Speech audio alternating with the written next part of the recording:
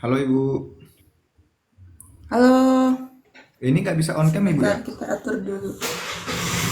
Suaraku kedengaran kah? Ya kedengaran Ibu, kedengaran. Oke. Bentar, bentar, bentar. Sorry kak, aku lupa.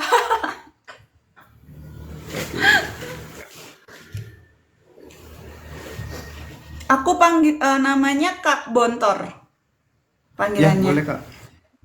Ya Oh, Kak. oke.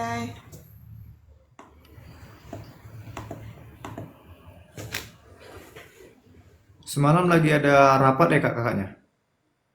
Iya, aku rapat sampai jam 12 ternyata kemarin. Padahal sebenarnya mulainya jam 4 gitu, tapi karena hujan deras terus kita rapatnya via Zoom, akhirnya aduh ya udah diundur.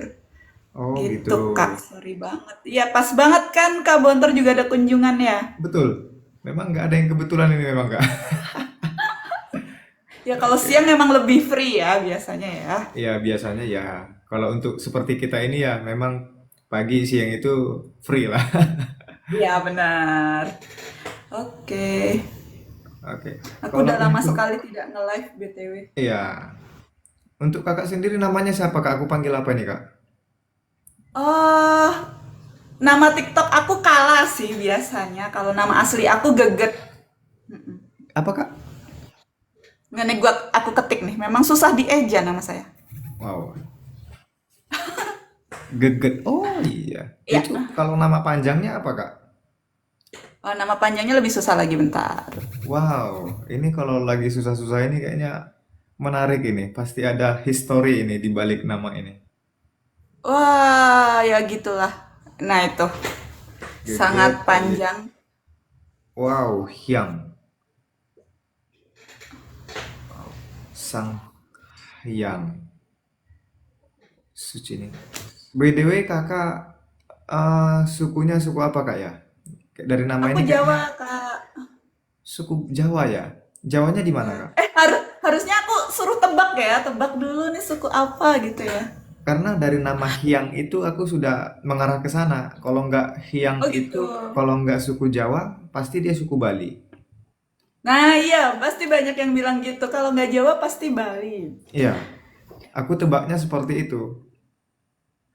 Hmm, bisa masuk akal. Banyak yang melakukan hal yang sama. Oh iya. Kalau boleh tahu, kakak tinggalnya di mana nih kak?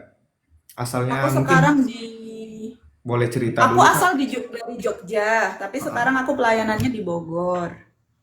Oh asalnya Di dari gereja Jogja. Kristen Jawa.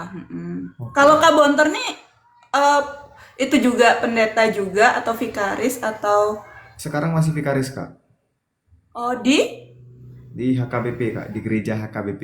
Tahu oh kak? HKBP. Oh Iya ya. iya. Di mana HKBP apa? Kalau kita di Jepara sekarang kak di Jawa Tengah. Oh Jepara. Iya iya iya Ya. ya, tahu tahu. Oke. Berapa lama Kak vikarisnya? Sekarang itu sudah ini masuk yang ketiga tahun, Lama sekali ya. lama Hebat sekali hebat. dan ya semoga jika Tuhan menghendaki nanti bulan 9 kita mau ditahbiskan kak. Oh, oke. Selamat menghayati masa-masa penahbisan. Kalau kakak dulu kuliahnya di mana kak ya? Aku di Duta Wacana, Oh, KDW. Jogja. Oh, tahu. Tahu dong, masa nggak tahu? Kalau kita itu sekolah-sekolah teologi kita tahu tuh. Biasanya UKDW di HKBP nggak terkenal deh. Ada juga kok kak teman-teman saya juga dari UKDW ada. Oh, iya sih ada. Di Ah, angkatanku dulu yang HKBP ada 2 orang. Yang jadi pendeta 1 orang. tahun berapa kak? 2013. 2013. Namanya siapa kak? Kalau boleh tahu. Namanya Amri, Amri. Tahu nggak ya? Amri? Oh, Amri doang. Amri Balasan kak? AMRI. Bukan. Malah marga dia kayaknya Tobing deh, tapi di akte dia nggak ada marganya, nggak tahu. Oh gitu. Oke oke. Kalau Kak Bontar dari kampus? Kita kalau saya itu dari STT Kak, Sekolah Tinggi Teologi HKBP Pematang Siantar. Oh, iya ya. Wah, pusat ya. HKBP pusat nih. Ya, langsung di situnya Kak, ya.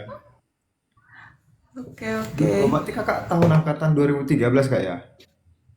Aku masuk 2013. Oh iya 2013. Tamatnya 2016. 18. 5 tahun juga Kak ya? Ya, karena kalau kalau di aku 4 tahun kita yang kuliah kuliah biasa kuliah biasa dapat S1. Terus harus Oke. nambah 1 tahun lagi untuk profesi buat buat dapat gelar buat bisa ikut kependetaan. Jadi ada Oke. 1 tahun profesi. Gitu deh.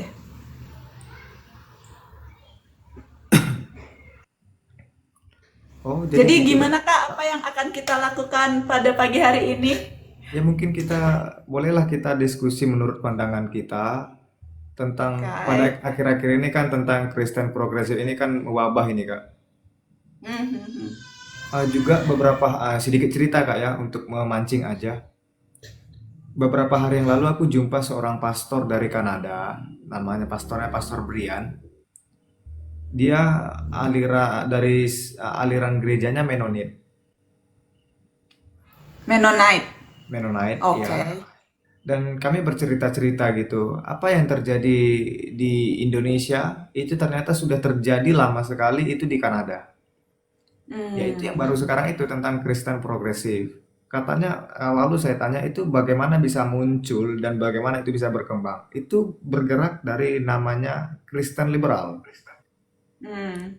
Jadi di Nah, Kanada itu, kampus gue suka tuh dicap liberal. gimana Komen-komen aku Kak? banyak juga tuh yang bilang saya Hmm? liberal. Oh, iya, Lanjut, lanjut, lanjut. saya pikir juga teolog-teolog Indonesia, baik itu di UKDW beberapa maupun di UKSW kalau kakak tahu Salatiga di Satya Wacana, mungkin juga ada penganut dari penganut dari teologi liberal, Kristen liberal, Hmm, hmm, walaupun hmm, tidak hmm. langsung tampil ke permukaan gitu. Ya, ya, ya, ya. Jadi udah paham ya.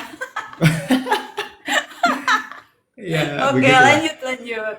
Nah, Silahkan. jadi terkait dengan yang kembali tadi dengan pernyataan Pastor Brian itu, dia bilang yaitu sumbernya dari Kristen liberal.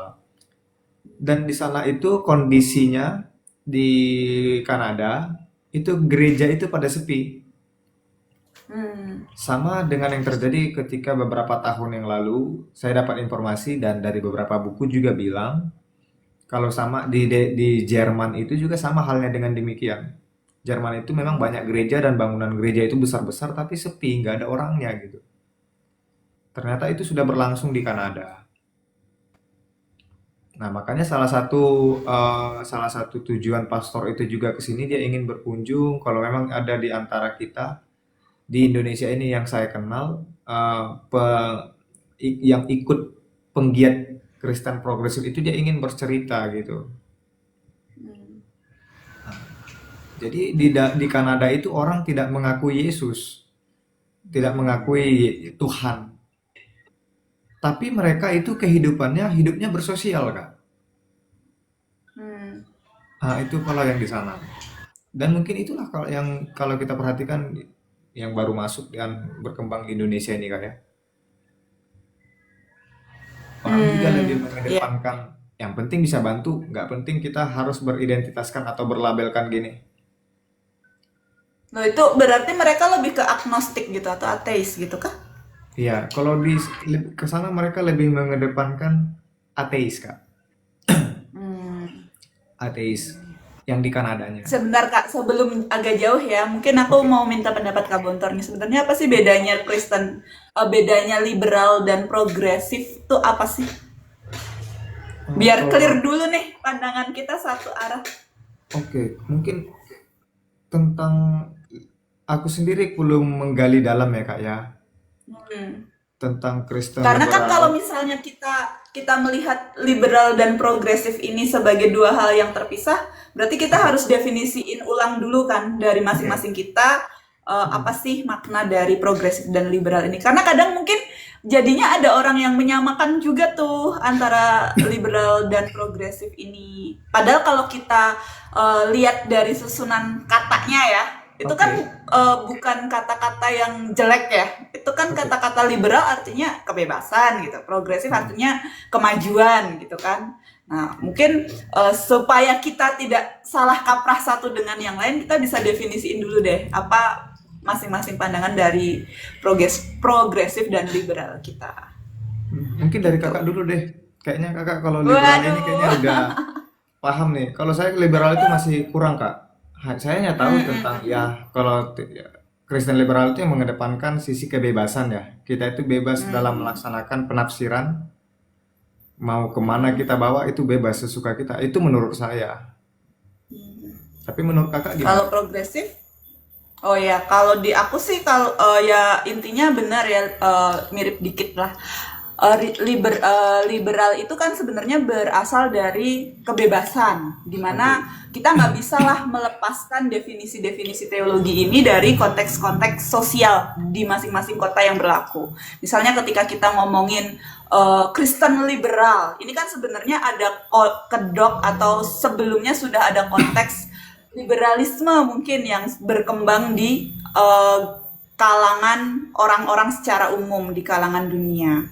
Nah, yang disayangkan adalah ketika pemaknaan Kristen liberal terus disamakan dengan liberalisme, lalu ditarik semua sisi atau semua segi liberalismenya, baik yang buruk maupun yang jelek. Padahal kalau menurutku sendiri, dalam paham liberalisme, itu tuh ada tingkatannya gitu loh kak. Nggak semua liberalisme itu menganut satu aliran yang sama. Ngerti nggak sih? Nggak semua, misalnya sorry itu saya ya, nggak semua liberalisme itu pro dengan eh aku takut ke ini, takut ke band. Nggak semua liberalisme pro dengan pelangi gitu ya. Tidak semua liberalisme itu pro dengan aborsi misalnya. Tapi kadang-kadang karena yang paling paling disorot atau paling vokal adalah orang-orang tersebut, akhirnya dilihat nih, oh liberalisme itu adalah gerakan yang tidak tahu aturan, yang sangat berliku-liku dan lain sebagainya. Padahal ada kok orang-orang liberalisme yang tetap mengutamakan moral sebenarnya. Tapi Oke. karena mereka itu gerakannya biasa-biasa aja, tidak disorot media, tidak disorot oleh media sosial, tidak disorot oleh pers. Akhirnya gerakan-gerakan ini tuh ya ke hide gitu oleh liberalisme yang lebih ekstrim seperti itu. Iya. Nah, kadang-kadang ketika kita memberi cap atau memberi definisi kepada seseorang atau gerakan atau aliran tertentu, aku ngerasa kita itu mendefinisikannya dengan definisi-definisi ekstrim ini loh. Padahal kalau kita kembali lagi ke akar katanya, jangan-jangan dari sisi itu ada kok sisi-sisi positif yang bisa kita lihat juga. Nah, kembali lagi misalnya ketika kita bicara tentang progresif. Progresif itu kan sebenarnya berasal dari kata kemajuan gitu kan, yang notabene kemajuan itu adalah hal yang oke atau hal yang baik. Tapi kerap kali ketika kita bicara tentang Kristen progresif, yang kita ambil ini adalah Kristen progresif yang ekstrim nih, dengan mengabaikan lapisan-lapisan pemaknaan yang sebenarnya udah ada. Jadi kalau kita mikirnya Kristen progresif itu pasti Kristen yang ya sedang beredar sekarang, jangan-jangan kita malah mengalami pemunduran makna. Karena apa? Karena yang disorot media, yang terkenal, yang ngetren ya si progresif yang versi kita tahu sekarang di media sosial ini, padahal level-levelnya tidak akan se ekstrim itu. Katakanlah contohnya ketika tadi Kak Bontor sendiri tahu ya bagaimana kampus saya juga kerap dicap liberal gitu kan. di, ya aku mengakui mau tidak mau bahwa semua bahasan yang sudah pernah ada di TikTok terkait wah semua orang masuk surga gitu ya, nggak pakai Yesus tuh masuk surga, terus apalagi sih kak aku lupa. Ajaran-ajarannya kak? Oh ya, Alkitab itu Otorisasi bertentangan bla Alkitab. bla bla. Ya. Apa? Otorisasi Nah, Alkitab. Ah, itu ya di benar. nomor dua kan ya. Pokoknya yang nomor satu itu konteks atau zaman atau keadaan. Sebenarnya kalau aku pribadi hal-hal kayak gitu kan udah dipelajari ya di teologi. Nggak tahu kalau di Kabontor sendiri adakah materi-materi kuliah kayak gitu? Ya, kalau materi yang kayak gimana maksudnya, Kak? Materi kuliah tentang keselamatan misal. Apa yang Oh, dipelajari kalau di STT HKBP tentang keselamatan? oh, itu mengacu kepada tentang pembahasannya kalau di sana itu mata kuliah itu tentang dogmatika, Kak. Di teologi Dogmatika, sistematika. oke. Ya, ya tetap kalau di dalam penekanan itu keselamatan itu BV, Pak, yang dicetuskan oleh Martin Luther, yang diikuti oleh HKBP itu. Ya, jadi Oke. kunci utama dari pergerakan Martin Luther itu kan Roma 1 ayat 16 sampai 17 itu. Hmm. Itulah kalau yang Lanjut, kalau lanjut, kita lanjut. dapatkan. Ah, Hmm, oke. Nah, kalau di aku ada satu mata kuliah Kak yang namanya Teologi Agama-Agama. Kurang tahu oke, ya kalau di TAA. HKBP ada nggak ya? Di situ kan sebenarnya kita belajar ya tentang level-level keselamatan itu loh. Oke, Ada orang yang memandang keselamatan eksklusif, inklusif, pluralisme, pluralisme. Oke. pluralis pernah dengarkan ya? Ya, betul betul. Nah, itu kan sebenarnya kita sendiri sudah memahami ketiga ini sebagai salah satu eh, apa ya dalam tanda kutip landasan teologi kita gitu loh. Aku Oke. tahu kok ada orang-orang pluralis memang yang ngomong kalau semua agama itu sama aja. Ada Ya, kok orang-orang pluralis yang eh ya udah lu mau pindah-pindah agama asal lu berbuat baik ya it's okay gitu kan. oke. Dan aku pribadi kalau misalnya melihat balik lagi pada pengelompokan ini ya udah gitu loh itu bukan hal yang masalah itu akan kembali lagi kepada prinsip atau eh, kepercayaan orang-orang itu. Cuma kan problemnya ketika kita berbicara sebagai orang Kristen atau sebagai di media sosial sebagai pendeta, kita kan punya tugas untuk mendidik atau membangun umat. Itu yang harus kita ingat sih. Ketika kita mengeluarkan semua perspektif-perspektif teologi tapi tidak mendidik umat bahkan malah menghancurkan atau menggoncang iman ya balik lagi etika kita etika profesi kita sebagai pendeta itu gimana gitu sih. Jadi kalau aku melihat ya lu mau Kristen progresif it's okay lah, tapi ketika lu punya jabatan pendeta, lu punya tanggung jawab lo untuk mengembangkan apa iman jemaat, bukan meruntuhkan iman jemaat gitu. Oke. Mungkin kalau dulu kita di kampus nih, kita belajar dekonstruksi Alkitab gitu ya. Kita tahu konteks, tahu apa bla bla bla segala macem yang menurutku tidak semua yang kita pelajari itu memang bisa kita buka di jemaat. Yups. Karena kita belajar teologi itu kan pelan-pelan ya, 4 tahun, 5 tahun gitu loh. Betul. Ada tahapan-tahapan yang emang kita lalui. Beda ketika kita memuntahkan itu di jemaat dengan apa adanya, akhirnya mau tidak mau kita menyuruh jemaat mengolah-ngolah sendiri padahal kita tidak punya kemampuan yang konsisten nih untuk mendidik mereka kayak one by one. Kan tetap beda ya pembinaan di gereja dengan pengajaran di kuliahan gitu Di atau kuliahan. Oke. kurikulumnya kuliah itu kan dua hal yang sangat Ya. berbeda. Nah itu sih Kak, menurutku kalau lu mau progresif ya udah, tapi inget saran utama, peran utama seorang pendeta itu membangun iman, bukan mengeluarkan jurus-jurus teologi di umat gitu sih. Oke. Nah, mungkin kalau tadi kan kita sudah membahasakan apa itu tentang kakak tadi jelaskan tentang Kristen liberal dan juga tentang Kristen progresif. Mungkin kalau bagi kalangan sasarannya itu kan kebanyakan yang sedang berkembang itu sasarannya kan untuk anak muda itu, Kak. Ya benar, anak muda. Jadi kalau kita lihat memang lebih lanjut dari penggaungan-penggaungan media sosial yang beredar, yaitu tadi ada keselamatan katanya di luar Yesus katanya begitu. Dan ini juga kalau kita perhatikan sebagai batu loncatan ya yang dipakai oleh mereka penganut ajaran itu untuk mencekoki atau mendoktrin anak muda. Yang mana ya kamu bisa dengan apa yang kamu lakukan dengan apa yang kamu miliki, jika kamu bermoral itu bisa menyelamatkanmu katanya begitu. Sehingga Hmm. membuat mental anak muda, spirit anak muda itu untuk mengenal who is Jesus itu bagaimana Allah itu makin menurun. Karena jadi sentralnya bukan kepada sang Theos, jadi sentralnya kepada manusia itu. Makanya kalau saya perhatikan ya, memang kita sendiri belum mengenal secara jelas apa itu Kristen progresif, tapi sepertinya kalau saya perhatikan kita sudah banyak melakukan hal-halnya, banyak Contoh, melakukan contoh, perilaku-perilakunya gitu. contoh. Contohnya aja kalau saya lihat itu ya, contoh kecilnya itu pernah saya di VT saya itu ketika kita berkunjung ke tempat apa namanya yang tempat wisata iman, itu kita jadikan tempat itu sebagai ajang untuk apa untuk foto-foto aja.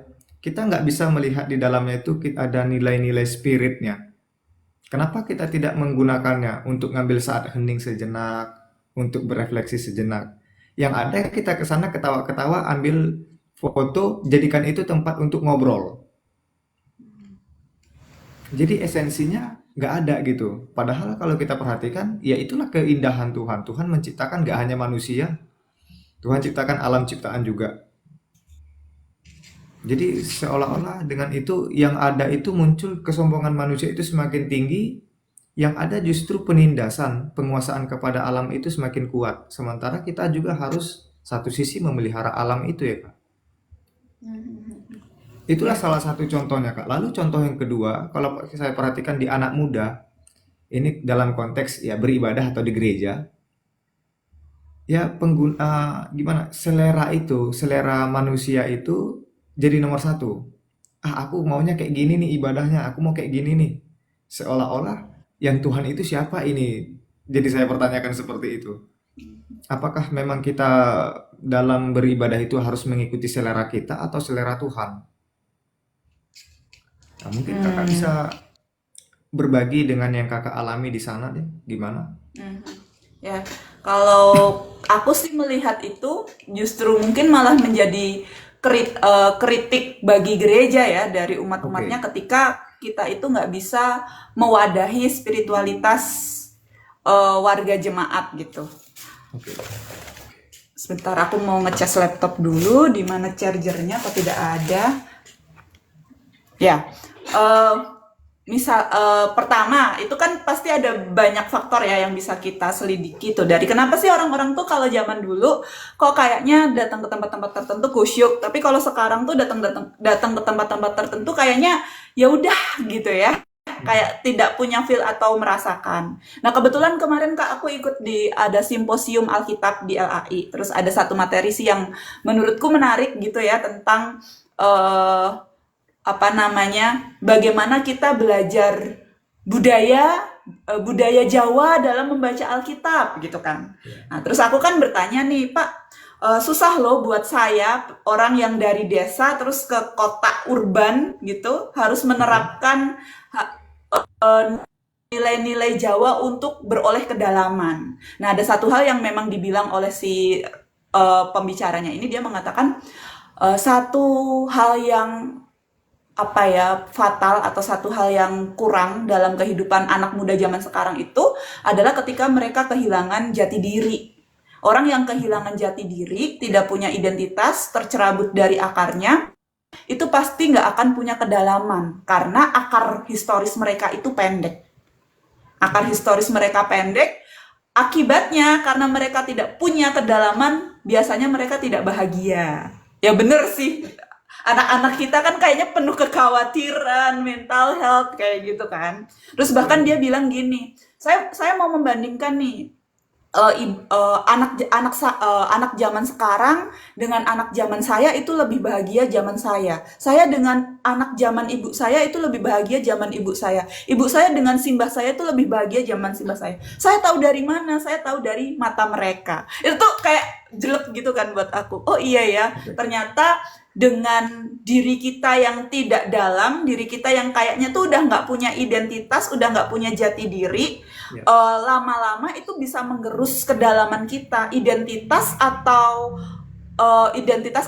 nilai sosial kita tuh udah nggak ada. Nah, balik lagi tadi dengan pengalaman ketika kita menghayati tempat-tempat tertentu, jangan-jangan dengan eh, Kristen yang sekarang tuh makin mirip gitu loh Kak, dengan dengan media sosial lah, dengan globalisasi lah, Betul. lama-lama masing-masing dari kita tuh udah nggak punya akar lagi. Misal tadinya HKBP dengan akar kebatakannya yang ketat, yang kental, GKJ Jawa dengan akar kejawaannya yang kental. Oke. Tapi karena kita masing-masing itu udah nggak punya apa ya, nggak punya akar, sekarang kayaknya HKBP sama GKJ mirip deh. Kayaknya sekarang gereja ini sama ini mirip deh. Kita udah nggak ada di GKJ tuh udah jarang ada yang bahasa Jawa coba Kak. Itu kan Oh juga iya. ada keprihatinan tersendiri ya buat kita karena Oke. ternyata akar kita lama-lama memendek. Nah mungkin tempat-tempat rohani kadang-kadang kita nggak gali lagi nih akarnya. Kita udah hilang identitasnya. Ya, salah satu penyebabnya karena ini tadi, kok kekristenan kita jadi mirip sama Kanada sih, jadi mirip Iya. kekristenan Barat. Identitas sih, itu juga jadi salah satu kunci. Ya, Pasti jadi kan, monggo Kak, silakan. lanjut, lanjut, lanjut. Silakan kakak dulu aja. Oke, jadi kalau memang ya memang satu sisi saya setuju dengan yang Kakak bilang tadi.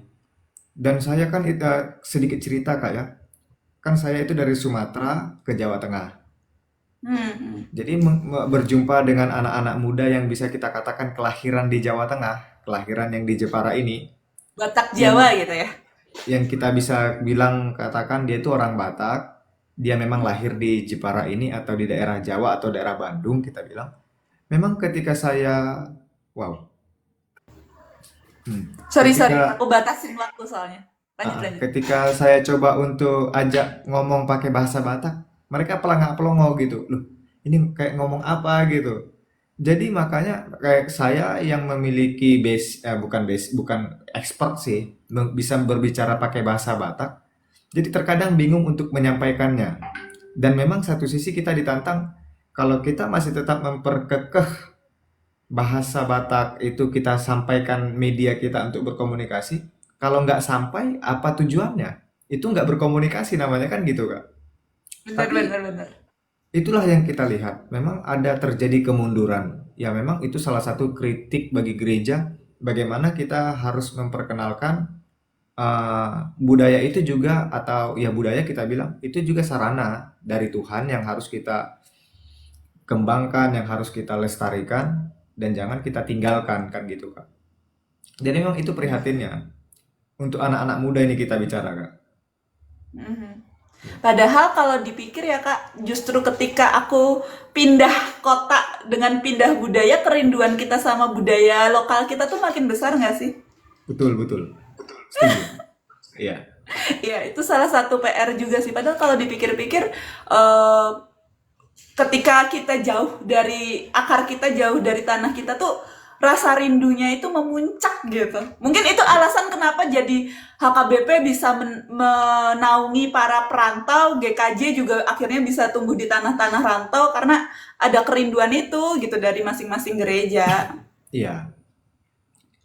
Ya di samping kita perlu melestarikan budaya itu dan juga siapa lagi yang mencoba untuk memeliharanya kalau kalau tidak kita kan gitu, Kak, mewadahinya. Benar-benar. Ya kalau memang kita ikuti budaya-budaya itu, ya mungkin secara tidak langsung itulah mungkin kita dahulu itu dijajah oleh orang lain. Tapi sekarang itu bentuk penjajahan itu sudah datang dari media sosial itu, dari Nah, yang serba bebas akses, orang bisa melihat secara dunia maya, pengen, yaitu naluri itu, kita dijajah oleh naluri kita dijajah oleh ego kita. Sehingga makanya kita terkadang melakukan ini hanya karena pengen tahu aja, nggak mengakar dia. Dia hanya oke. sebatas coba-coba gitu. Nah, iya Kak, makanya hal yang kita nggak boleh lupa balik lagi ya tadi dari Kristen progresif, gimana sebenarnya yang Oke. aku lihat konteks budaya di Indonesia, budaya beragama di Indonesia dengan budaya beragama di Barat itu kan berbeda banget ya. Kita dengan Pasti berbeda. dengan ketimuran kita yang mana pasti ini loh, aku ngerasa kalau di kita semangat untuk beragama dengan berpikir kritis itu bukan jadi jiwa beragama menurutku ya. Karena kalau kita balik lagi nih kayak orang-orang di kita itu dikit-dikit aja lihat pocong aja takut. Film horor masih laku keras. Oke. Kuntilanak, genderuwo tuh masih kayak jadi makanan sehari-hari. Yang sebenarnya kalau secara spiritualitas, ini spiritualitas luas ya, bukan spiritualitas Oke. Kristen ya. Oke. Secara spiritualitas itu tuh menegaskan kalau eh, kepercayaan kita terhadap hal yang metafisik itu sebenarnya makin kuat. Budaya Timur tuh sangat akrab dengan itu. Bahkan aku tuh pernah ada di titik di mana aku kan ngedeketin nih pemuda-pemuda lokal ya. Kayak Oke. wah ngobrol, kamu kerjanya apa, bla bla bla Hmm. bla. Obrolannya itu nggak bisa tektok dengan nyaman gitu loh kak. Tapi suatu Oke. saat ketika aku nyeritain, iya di pastoriku pernah tuh ada suara gini gini gini. Mereka ternyata nyambutnya itu malah dengan luar biasa gitu kayak, iya kak aku juga pernah gini gini gini. Yang berarti menunjukkan sebenarnya kepercayaan kita ke mitos itu tuh kan mempengaruhi cara kita memandang cerita-cerita metafisik juga ya kalau secara Ya. antropologi, termasuk mempengaruhi kita cara memandang agama. Jadi kalau misalnya kita mau balik ke akar kita, saya rasa kita akan lebih kritis kok menyikapi si Kristen progresif ini. Ya. Karena realitanya cara pikir atau pola pikir Kristen progresif dan liberal yang ramai berkembang di pasaran ini tuh Nah, salah satu akibatnya ya karena kita lagi kehilangan jati diri. Akhirnya ketika si anak-anak muda ini disodori beragam fakta yang banyak banget gitu di kepala mereka, sampai-sampai mereka tuh nggak bisa memfilter karena ya filternya apa? Orang mereka filternya si jati diri ini udah hilang gitu, udah nggak ada lagi dalam diri mereka. iya, iya, iya. Gitu gitu juga penting. Jadi ya ya di satu sisi ini kritik lah juga buat gereja, gimana gereja bisa menyiapkan katekisasi yang oke, pembinaan yang oke, beragam spiritualitas yang oke, tapi jangan lupa juga untuk masing-masing orang atau kita sebagai jemaat itu juga harus sadar kita lo lagi krisis identitas. Akhirnya Kristennya ngikut-ngikut, akhirnya pemahaman kita terhadap dogma, terhadap keselamatan, terhadap Alkitab juga ngikut-ngikut kayak gitu. Iya. Betul sih Kak, saya setuju itu Kak. Memang berarti untuk supaya bisa kita membuat benteng yang kuat, maka dalam gereja itu sendiri harus bisa ada kurikulum katekisasi ya, yang mengakar juga. Hmm. Ya. Mungkin boleh kalau boleh tahu Kak, kalau di sana di GKJ itu katekisasi eh, yang paling inti diajarkan itu sejauh ini apa aja Kak ya? Oh, kalau di kami yang paling besar itu keselamatan Muatannya sih. Jadi keselamatan. kita kita ada buku tidak ada di meja ini. Jadi ada buku judulnya Pokok-pokok Ajaran. Oke. Lembar pertama atau landasan dasarnya itu ya semua perspektif yang ada di pokok-pokok ajaran ini berdasarkannya adalah keselamatan. Jadi mau Oke. kita bahas Trinitas itu landasannya keselamatan. Mau Oke. bahas etika landasannya keselamatan. Mau bahas liturgi landasannya keselamatan gitu. Oke. Kalau di GKJ kita eh, kurikulumnya bukan kurikulum ya, apa namanya panduannya itu kan memang sudah disusun selama 40 kali pertemuan gitu ya dalam satu Oke. tahun. Oh, Jadi 40 kali seperti pertemuan ya Kak ya? ya kalau di kami 40 kali pertemuan. Oke. Ya, ini ada komen dari Innocent Man, Innocent Man, katekisasi yang oke itu penting karena kadang cuma formalitas aja. Ya betul sih. Ya Bahkan betul. kalau di HKBP itu ada sebuah dengungan uh, untuk sebelum menikah ya udah katekisasi dulu. Jadi Hmm. bisa dikatakan katekisasi itu syarat untuk menikah Oh. gitu. Itu Hmm. banyak yang beredar. Jadi kita coba mulai dari awal mengikis itu. Jadi nggak hanya sebatas itu.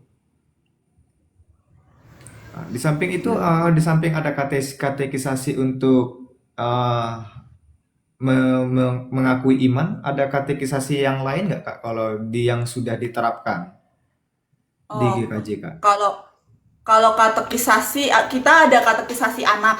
Tapi katekisasi anak ini lebih ke hati gitu ya, lebih ke afeksi, nggak terlalu ya otaknya ada tapi nggak banyak. Kalau yang emang kayak mikir banget itu ada katekisasi CD.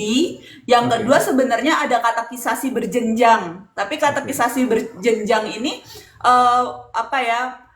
isinya atau pelaksanaannya itu kayak one by one gitu loh Kak. Kita nggak yang, oh kamu harus katekisasi ikut semuanya gitu, enggak. Tapi dimasukkan di apa saresehan, di PA, di PD seperti itu. Nah, ada kurikulumnya juga namanya kurikulum katekisasi berjenjang. Itu lanjutan dari si katekisasi CD ini. Oh, berarti ada katekisasi anak, ada kalau untuk remaja dengan dewasa itu ada nggak Kak peralihannya?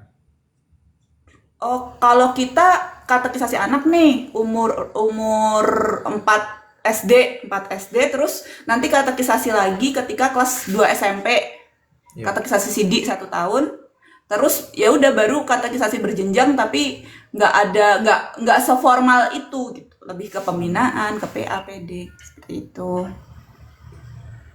Iya, ya. Oke. Tapi kalau untuk Apa? ini kok tiba-tiba ada peringatan live akan berakhir dalam 48 detik. Oh, sudah. Tuh kan, ke band itu Kak, karena menyebut kata-kata terlarang biasanya. Ah, Lanjut, lanjut. contoh kata-kata terlarangnya apa, Kak? Ntarlah aku di DM aja, tidak di sini. Berbahaya. Oh, gitu. Iya, Kak Bontor udah live berapa kali? Saya baru berapa hari aja live-nya. Oh, Tapi beberapa belum pernah bahas isu sensitif ya?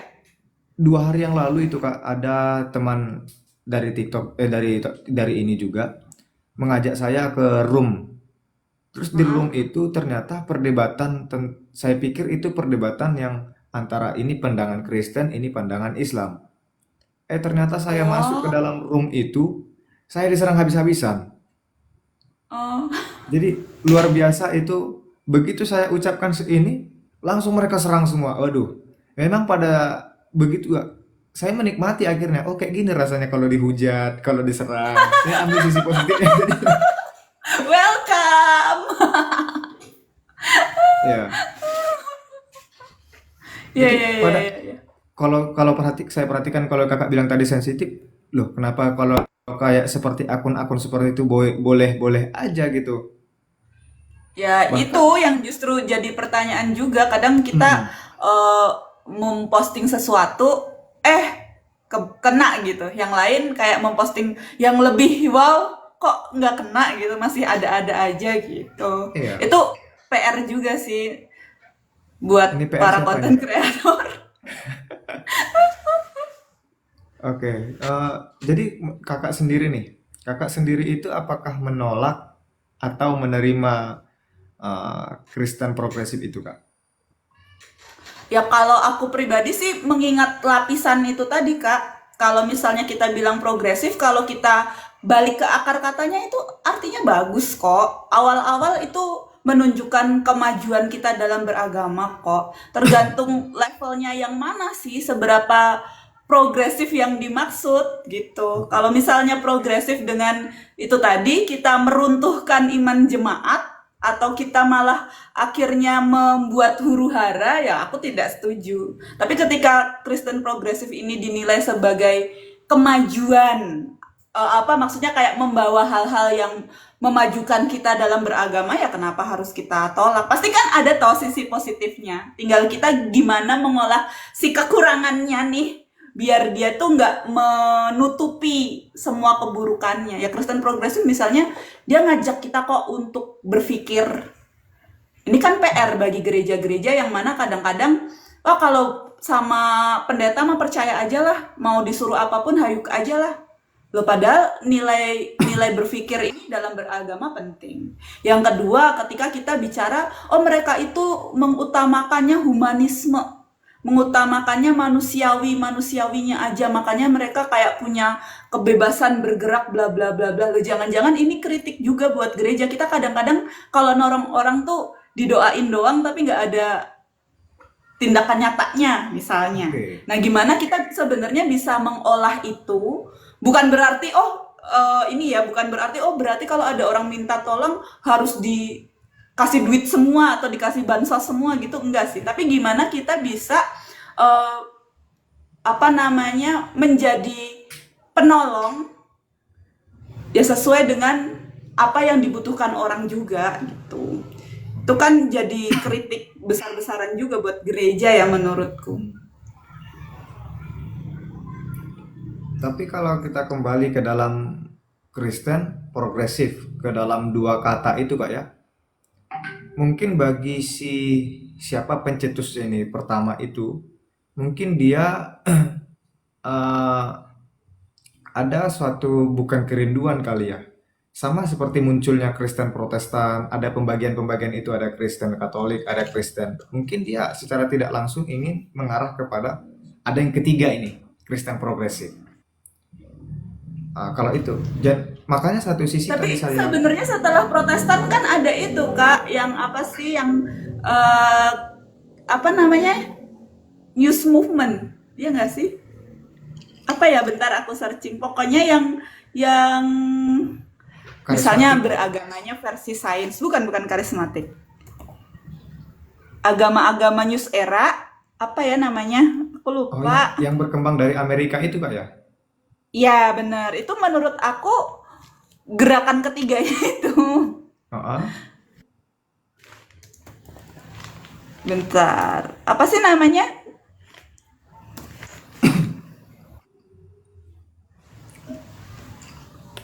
Ya memang itu udah pernah dibahas sih itu dalam aliran-aliran beberapa aliran-aliran gereja oleh pendeta Jan Aritonang itu dalam Mhm. bukunya. Cuma kebetulan, Ah, iya.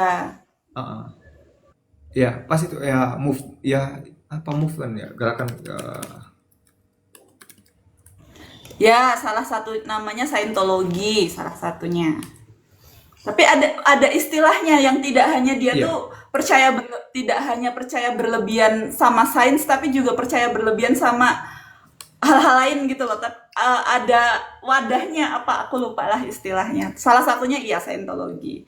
Termasuk yang yuk kita karena surga sudah akan datang, mari kita bersama-sama berpegangan tangan mengakhiri semua kehidupan ini gitu-gitu.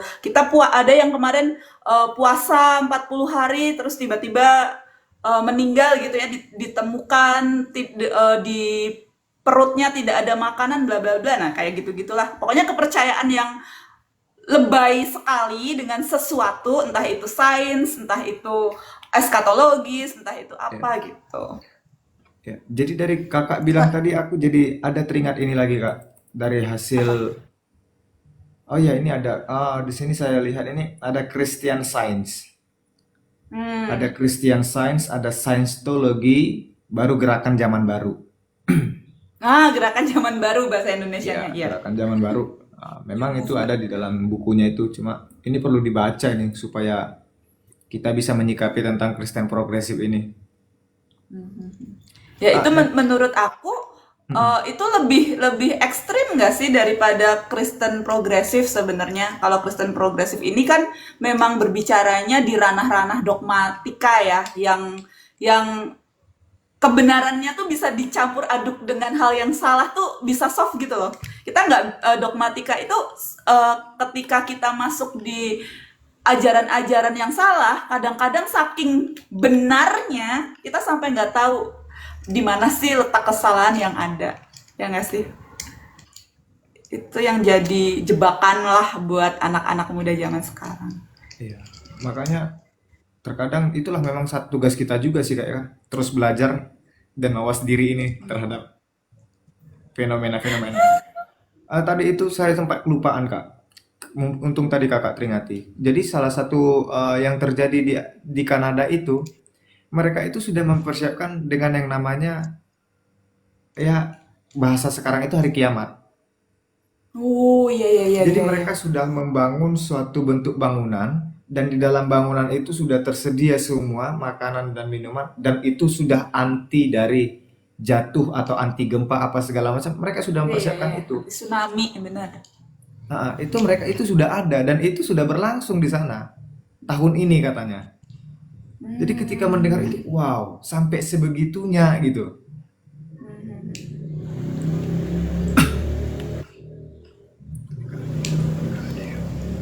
Ya, ya iya. Kalau kalau misalnya kita lihat si Scientology kan juga banyak yang dia mereka tuh menyuruh jemaatnya untuk mengkonsumsi obat-obatan tertentu supaya panjang umur kan juga karena goal mereka ya kehidupan kekal nggak sih? Maksudnya kayak aku pernah baca atau nonton YouTube gitu dari satu aliran Scientology itu mereka Oke. percaya kalau kehidupan kekal itu adalah manusia hidup abadi Mm-mm.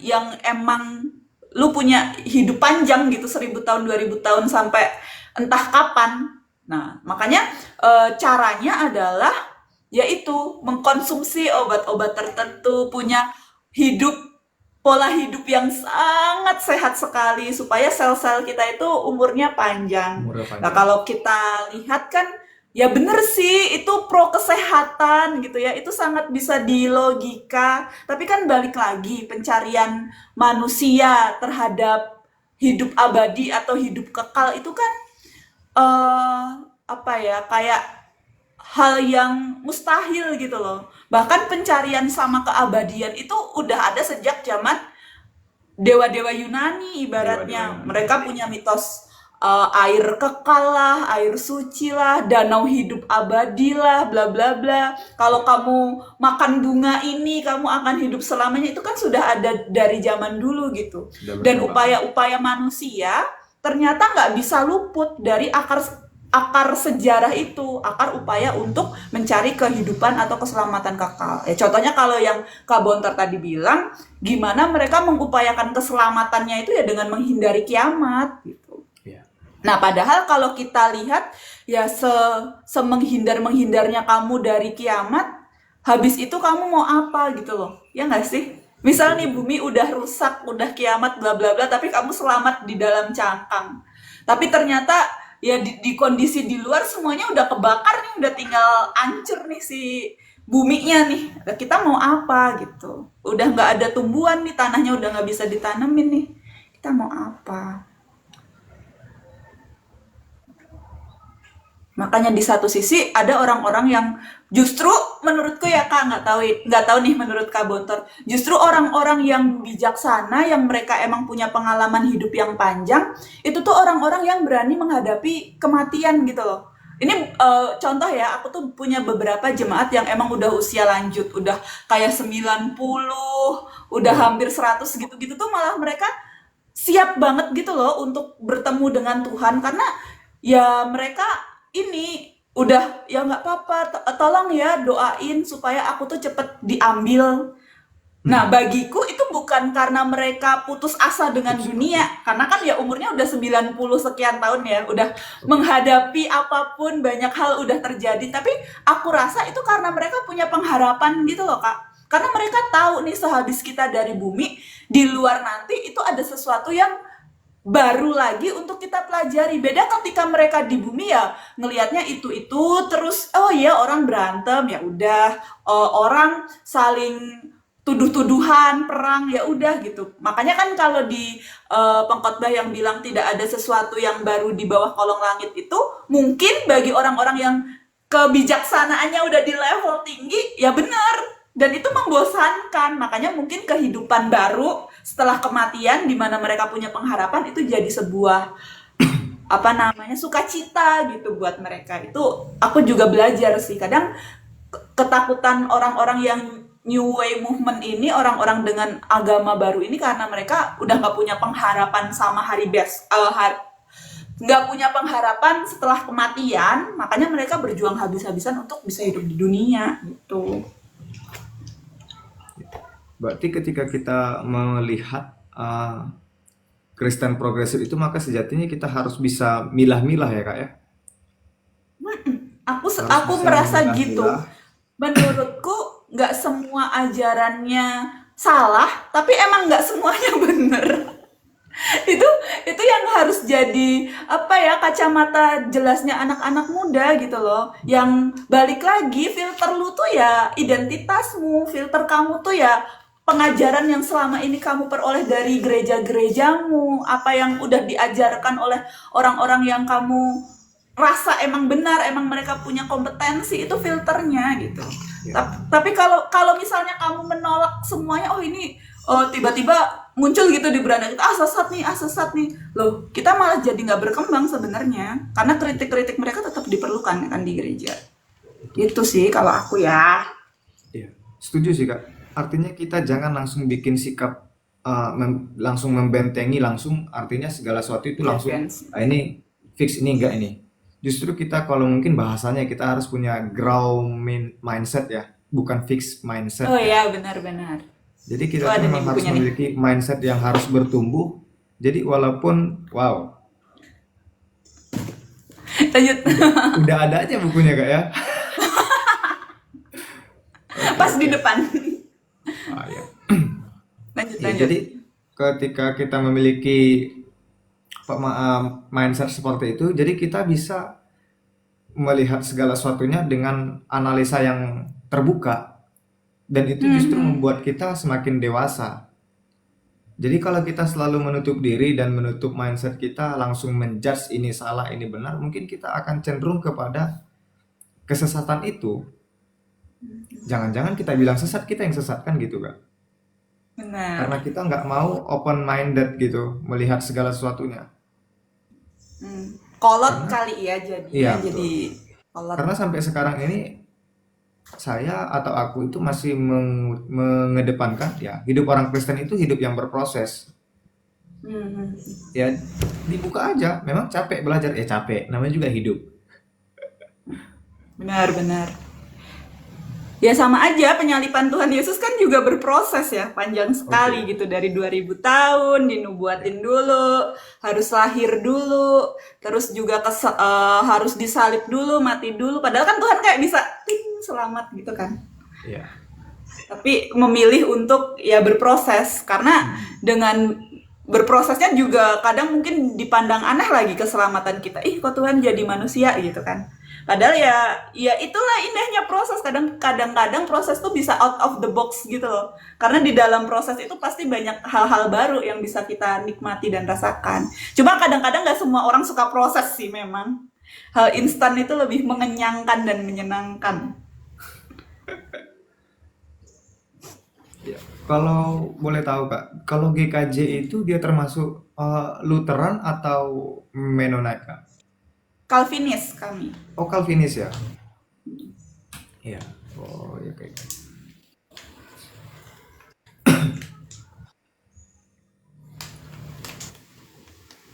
KBP Lutheran ya. Kalau HKBP Lutheran Kak. Terus kalau untuk di sana katekismus yang digunakan katekismus ada apa Kak? Kami dulu dulu awalnya itu Heidelberg.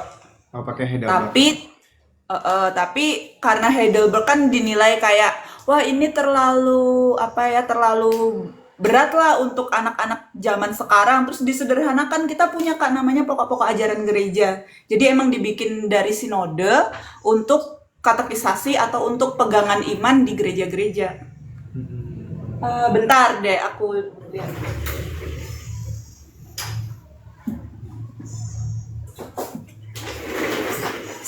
Setipis ini sih.